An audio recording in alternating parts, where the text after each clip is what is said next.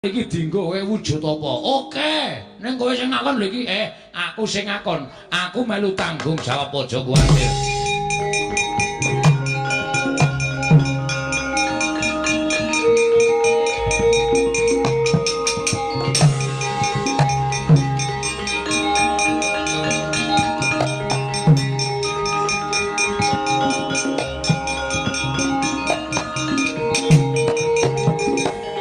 Waduh. We. Kowe ngrasake apa, Gong? Apik. Apik piye? Iki kok tanganku dadi papat iki piye? Ora tenan to aku wis mbedhek. Sandangan kok mawa cahya digerayang kok panas. Mulane jebul sandangan ora sandangan bain-bain. Ning pancen sandangan sing eneng dayane.